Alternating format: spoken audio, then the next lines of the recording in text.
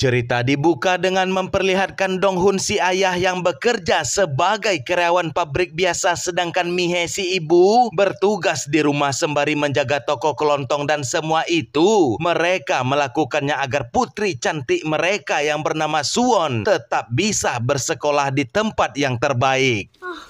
나 진짜 안만 봐도 모르겠다. 실컷 내한테 안 주단 말이다. 네 엄마 말 잘 들어야지. Keesokan harinya sebelum berangkat ke sekolah, Suwon selalu menonton kartun kokomong favoritnya disertai dengan perasaan kesal terhadap sang ayah nan tak bisa mengikatkan rambutnya sedangkan sang ibu hanya sibuk mengurus toko sehingga Suwon memutuskan untuk berangkat ke sekolah sendiri dan tak ingin ditemani oleh kedua orang tuanya.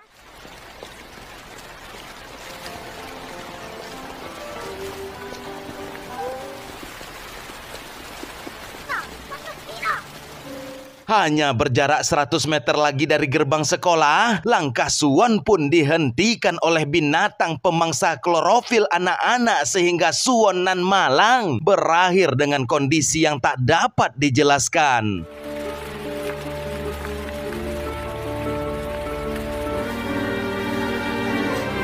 Beberapa saat kemudian Donghun pun dihubungi oleh pihak kepolisian tentang keadaan putrinya nan tengah sekarat dan di sisi yang berbeda. Polwan yang pertama kali menemukan Suwon pun mengatakan kepada komandan bahwa Suwon sendirilah yang menghubungi nomor darurat dan di saat yang sama sang ibu pun datang dengan langkah kaki yang tertatih dan wajah pucat pasi. Lalu meledaklah tangisan itu tatkala melihat sang anak nan dibesarkan dengan susah payah harus tergeletak bersimbah cairan merah.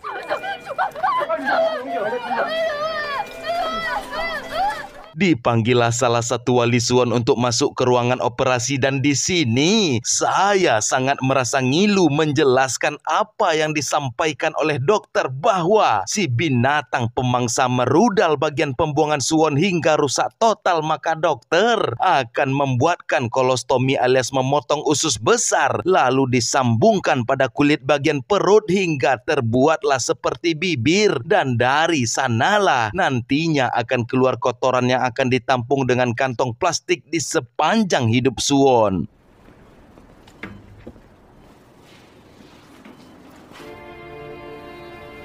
Setelah dilakukannya operasi, Donghun tak kuasa menahan tangis melihat penderitaan putrinya dan Suwon yang telah tersadar pun langsung menyebutkan detail ciri-ciri pelaku karena ia takut tak akan hidup lama dan setelah itu ia meminta izin untuk buang air besar yang tanpa disadarinya bahwa kini ia telah memakai kolostomi sehingga membuat Donghun kembali tak dapat membendung tangisannya.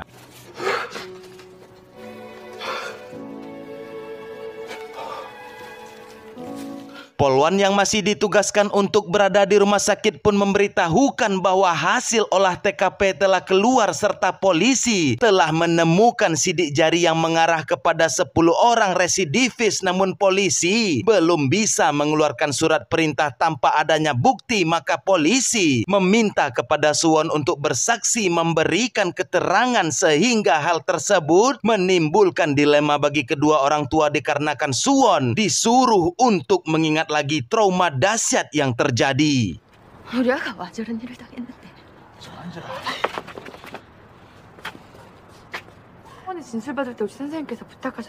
Keesokan harinya seorang wanita ahli dalam psikologis anak pun datang dan ia merupakan rekomendasi dari polisi untuk memulihkan trauma yang dialami Suwon sekaligus membuat rekaman video kesaksian Suwon untuk menangkap pelaku. Namun Suwon awalnya ia tak ingin memberikan respon, namun ketika boneka kokomong favoritnya dimainkan, Suwon pun mulai bereaksi lalu ia pun menunjuk satu foto dari daftar yang diberikan.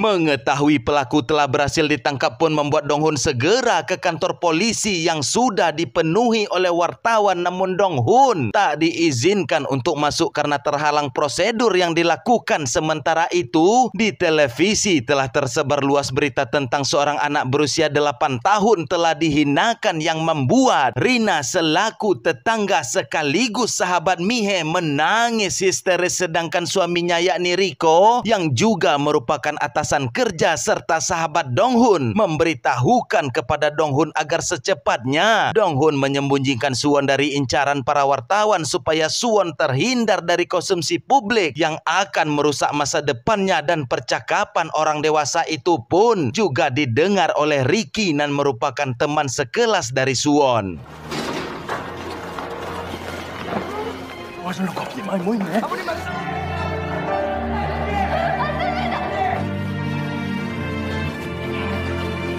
Memindahkan Suwon secara terburu-buru tentunya membuat kantong kolostomi Suwon menjadi bocor sehingga menimbulkan kepanikan. Lalu Mihe berlari mencari pertolongan, namun ia tiba-tiba saja terjatuh karena kondisi kandungannya yang melemah. Sementara Dong Hun tanpa sadar tindakan yang ia lakukan saat ini persis seperti tindakan yang dilakukan oleh pemangsa, sehingga trauma itu kembali muncul yang memicu terjadinya serangan jantung.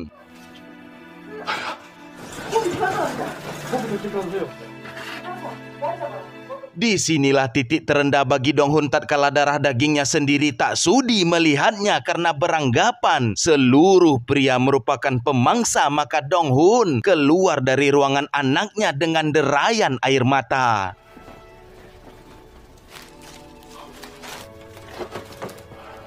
Hidup sebagai keluarga kalangan menengah ke bawah, tentunya membayar setiap tagihan rumah sakit bukanlah suatu perkara yang mudah. Maka Dong Hun menghubungi sahabat sekaligus atasannya yang tampak menggantikan pekerjaannya, dan Dong Hun telah bersiap akan surat pemecatannya. Namun Riko tampak marah kepada Dong Hun yang berkata demikian karena Riko sudah membuatkan keterangan cuti panjang. Bahkan ia memaksa Dong Hun memakai uang tabungannya untuk biaya pengobatan.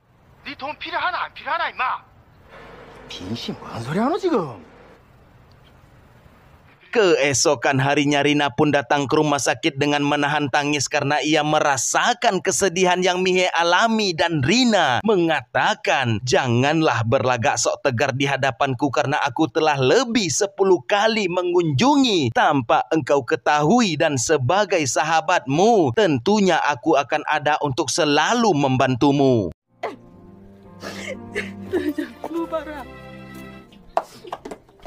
Di sisi yang berbeda, tampak Riko mendatangi ruang sidang serta berniat untuk menemani Dong Hun sahabatnya. Sementara pelaku menyangkal semua tuduhan yang ditujukan kepada dirinya meski jaksa penuntut telah menyertakan bukti noda darah Suwon terdapat pada pakaian pelaku. Namun ia tetap beralasan jikalau bajunya itu awalnya telah hilang namun tiba-tiba saja telah berada di rumahnya saat terjadi penangkapan, dan bisa saja ia telah dikambing hitamkan dan akan masih kurangnya bukti. Maka sang hakim memutuskan untuk menunda persidangan sehingga hal tersebut membuat Riko sangat marah besar.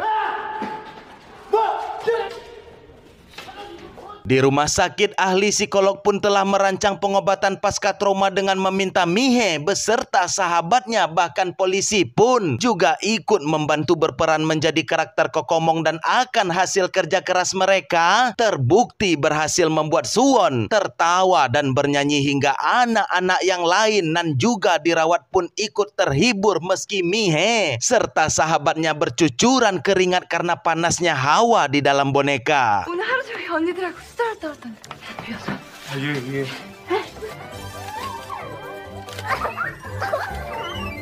Tentunya Dong Hun pun dikenakan tagihan sewa kostum kokomong dan tampak ia tak lagi mempunyai uang sehingga ia pun terpaksa membayar dengan kartu kredit cicilan, sehingga membuat si pemilik memberikan kostum secara cuma-cuma berdasarkan rasa kasihan. Sementara Mihe dan ahli psikolog ia menceritakan bahwa dahulunya ia pernah berada di posisi Mihe namun anaknya tak tahan menghadapi trauma, maka anaknya melakukan bundir sehingga ahli psikolog esok juga berniat menyusul anaknya dengan menabrakkan mobil, namun ia masih selamat. Akan tetapi ia kehilangan kedua kakinya dan sejak saat itulah ia menjadi seorang psikolog trauma agar tak ada lagi orang lain yang bernasib sama seperti dirinya.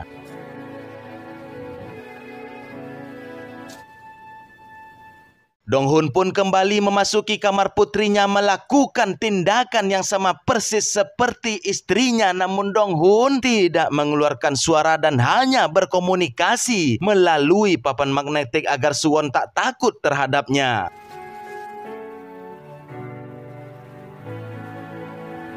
Dengan kasih sayang nan tulus dari hati yang dilakukan oleh sang ahli di setiap harinya, membuat Suwon mulai merasa ada teman bercerita bahwa ia tak suka berada di rumah sakit karena kedua orang tuanya tak bisa bekerja, menghabiskan uang yang banyak, dan ia ingin masuk kembali bersekolah. Namun ia juga merasa malu atas nasib yang menimpa dirinya serta takut kantong kotoran kolostominya bocor dan berserakan di mana-mana.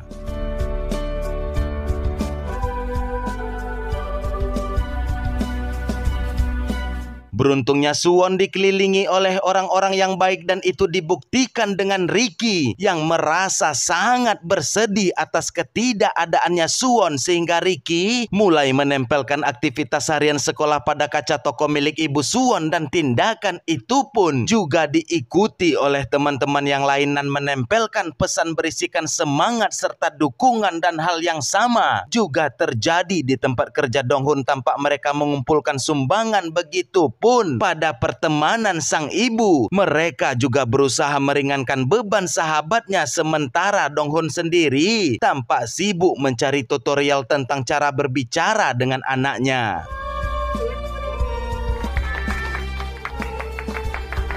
Singkat cerita, Suwon pun kini telah diizinkan untuk pulang setelah 3 bulan lamanya. Suwon tetap enggan melihat wajah sang ayah hingga menggunakan kain penutup sebagai pembatas karena Suwon masih trauma dengan pria dewasa. Dan ketika mobil mereka melewati jalan tempat di mana dulu Suwon diculik, membuat Suwon merasakan sesak nafas bahkan muntah di tengah jalan.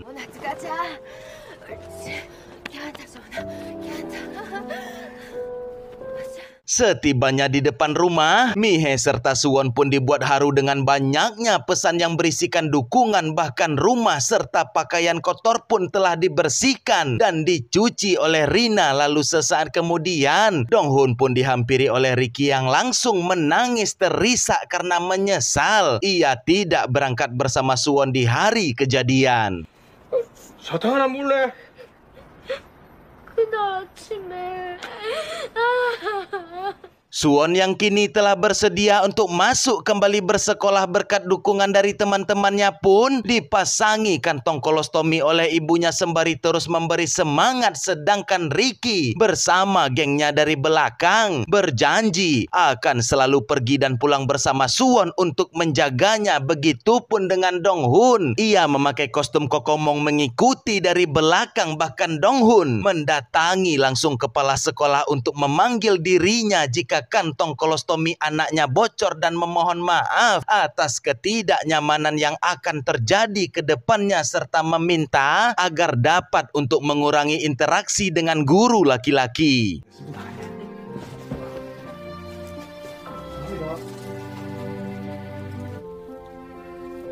Di setiap jam istirahat makan siang, Donghun memilih untuk tidak makan dan lebih mengutamakan datang ke sekolah anaknya memakai kostum kokomong lalu menghibur dari kejauhan dan dilanjutkan dengan menemani Suwon pulang secara sembunyi-sembunyi. Dan pada hingga akhirnya Suwon menghampiri kokomong lalu memanggil dengan sebutan ayah sehingga membuat Donghun nan bercucuran keringat. Itu pun kini juga disertai dengan cucuran air mata. Terlebih lagi, Suwon menggenggam tangan Donghun membawanya masuk ke dalam toko lalu menyeka keringat serta air mata Donghun.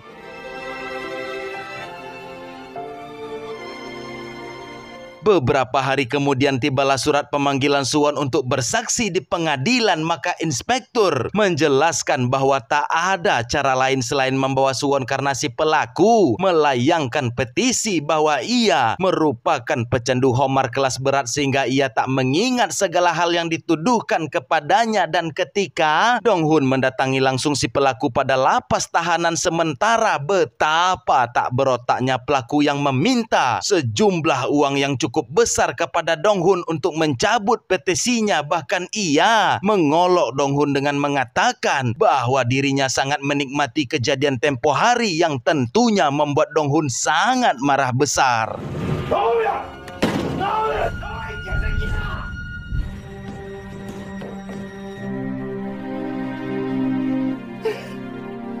Suwon yang telah hadir di persidangan pun diminta sekali lagi untuk mengingat tragedi biadab itu. Dan setelah dijelaskan, maka telah cocoklah semua bukti dimulai dari ditemukannya sidik jari pelaku di TKP, serta terdapat noda darah milik Suwon pada rompi dan sepatu pelaku, ditambah dengan kesaksian korban yang begitu kuat. Namun sang hakim masih saja menerima petisi si pelaku yang menyatakan ia dalam kondisi mabuk dan tak ingat kejadian di hari itu. Maka sang hakim hanya memberikan hukuman 12 tahun masa tahanan, dan jika berkelakuan baik maka dikurangi menjadi 8 tahun, yang tentunya keputusan itu membuat hadirin sidang mengamuk yang menimbulkan kekacauan. Maka Dong-hun akan memakai hukumnya sendiri untuk menghabisi langsung si pelaku. Namun hal itu dihentikan oleh Suwon yang memeluk kaki Dong-hun dan terus meminta kepada sang ayah untuk pulang mengikhlaskan keadilan yang tak berpihak kepada mereka.